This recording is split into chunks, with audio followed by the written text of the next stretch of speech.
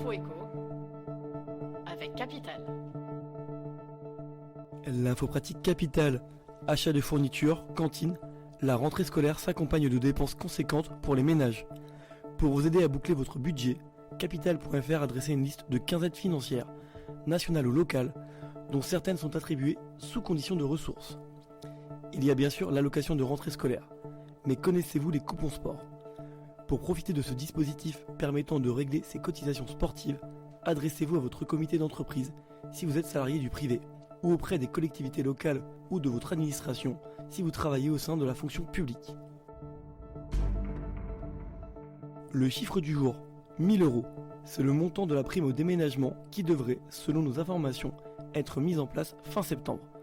Ce coup de pouce doit aider les salariés qui souhaitent déménager pour se rapprocher de leur travail ou de leur nouvel emploi. Cette mesure a pris du retard. Le ministère de la Cohésion sociale et des collectivités territoriales a confié à Capital que ce dispositif devrait voir le jour autour du 20 septembre. Les conditions d'attribution ne sont pas encore fixées, mais la prime devrait être réservée aux salariés les plus modestes. Le coup de gueule du jour est poussé par Henri Buzy-Cazot, chroniqueur à Capital. Il s'insurge contre la politique du gouvernement qui vise à privilégier les aides à l'achat en centre-ville plutôt qu'en périphérie des agglomérations ou en zone rurale. Ces arbitrages contribuent à plomber les ventes de maisons individuelles qui fleurissent depuis plus de 40 ans aux abords de nos villes. Pour notre spécialiste, une bonne politique du logement ne doit pas ainsi opposer les territoires. Elle devrait au contraire les réconcilier. Et on termine avec une mauvaise nouvelle concernant la taxe foncière.